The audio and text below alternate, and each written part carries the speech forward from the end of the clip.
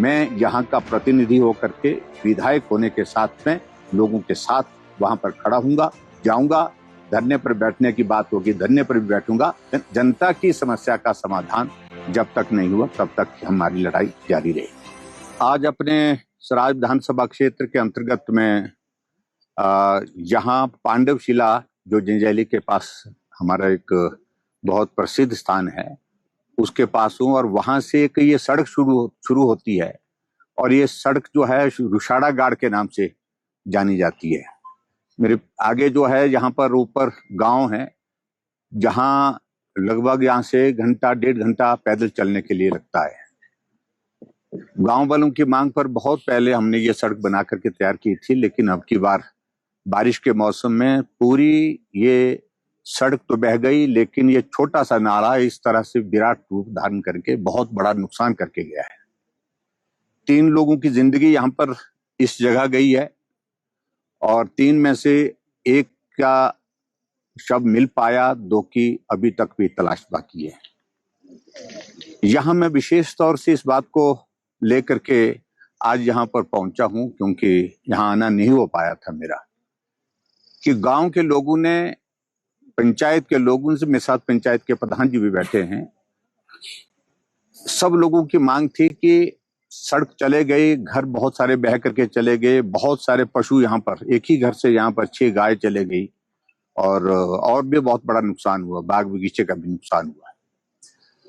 लोगों की मांग थी कि अब जो नुकसान हो गया वो हो गया, लेकिन अब आने जाने के रास्ते कोई भी नहीं रह गए हमारे पास, तो सड़क कम से कम यहाँ पर रिस्टोर हो सके। तो हमने इस सड़क के काम करने के लिए यहाँ पर मशीन भेजी, लेकिन कुछ नेता जो सत्ता पक्ष के हैं, प्रभावशाली नेता हैं, उन्होंने इस सड़क को रोका, क्योंकि जमीन के विवाद को लेकर के यहाँ कहा कि ये जमीन हमारी है, इस जमीन से हम सड़क नहीं जाने देंगे।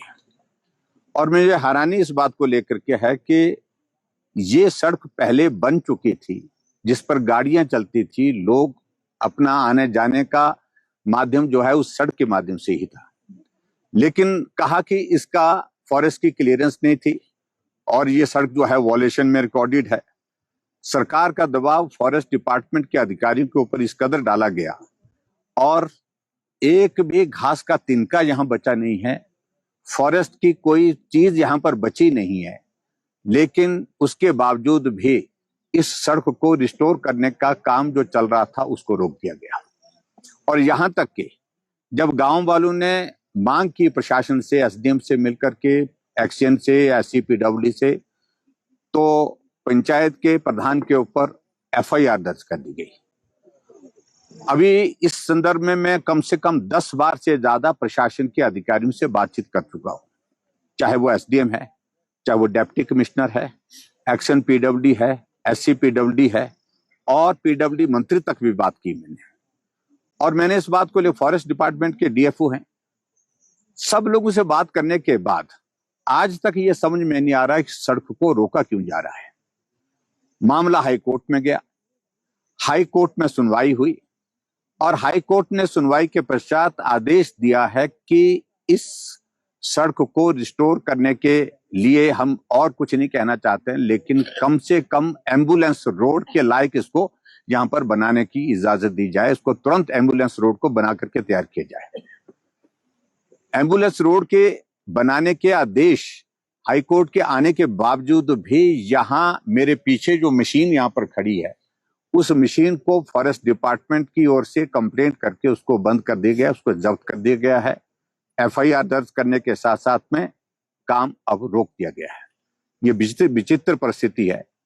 सही मायने में मुझे लगता है कि इस तरह का उदाहरण देखने को पूरे यहाँ पर हमारे हिमाचल प्रदेश में तो मिलेगा नहीं। एक तो आपदा के कारण बहुत सारे लोगों की घर चले गए, जमीन चले गए, पशु चले गए, जिंदगियां चले गई। सड़क नाम की कोई चीज थोड़ी बहुत अगर बची थी, जो यहाँ इस मलबे के हटाने के बाद जिसको रिस्टोर करने की लोगों ने अपील की, लोगों ने मांग की, उसको रिस्टोर करने से रोक दिया गया है। कहा कि ये फॉरेस्ट की लैंड है। फॉरेस्ट का नामो निशान यहाँ पर नहीं है। आप देख रहे हैं कि चारों तरफ जो यहाँ पर जो मलबा पड़ा है वो एक खड्ड है। और ऐसी सूरत में मैं अभी भी कहना चाह रहा हूँ आज भी मुझे एक वीडियो मिला, मैंने सुबह ही आज मुख्यमंत्री को फॉरवर्ड किया हुआ। मुझे मालूम नहीं मुख्यमंत्री जी उस वीडियो को देख पाए हैं कि नहीं देख पाए। अगर मेरी आवाज इस बात को सुन रहे हैं तो उसको जरूर देखें। पंचायत के प्रधान, बाकी पंचायत के जनप्रतिनिधियों के साथ, उसके साथ साथ में गांव के लोगों के साथ बात करते हुए यही निवेदन कर रहे हैं कि मेहरबानी करके हमको सड़क, यहाँ पर एम्बुलेंस रोड की जो हाईकोर्ट के जो आदेश मिले हैं, जो इजाजत मिली है, उसको तो बनाने दीजिए। उसके लिए भी यहाँ पर कांग्रेस सरकार के एक नेता हैं और उस नेता के कहने पर रोक दिया गया है। इससे बड़ा दुर्भाग्य कोई हो नहीं सकता है। मानवीय दृष्टिकोण वर्तमान सरकार का इस कदर है कि जहां लोगों को बहुत बड़ी कठिनाई और इस त्रासदी के कारण जो झेलनी पड़ रही है, उसके बावजूद भी जरा सा उनके बच्चों के लिए, अभी बच्चा एक स्कूल जा रहा था, गिर गया, चोट लगी है, सिर में चोट लगी है, क्योंकि आने जाने के रास्ते इतने खराब हैं, उसके बावजूद भी कोई दया का भाव सरकार के अंदर है ही नहीं। हम इस सारे मामले को फिर से हाईकोर्ट में भी बात करेंगे और अधिकारियों से भी बात करेंगे। मैंने कहा है कि यहाँ जितने भी हमारे गांव के लोग हैं, अगर इस सारे संदर्भ में अगर अधिकारियों के साथ बातचीत करने के लिए जाना चाहेंगे, जहां भी जा करके बात करना चाहेंगे, मैं यहाँ का प्रतिनिधि होकर के, विधायक होने के साथ में लोगों के साथ वहां पर खड़ा हूंगा, जाऊंगा।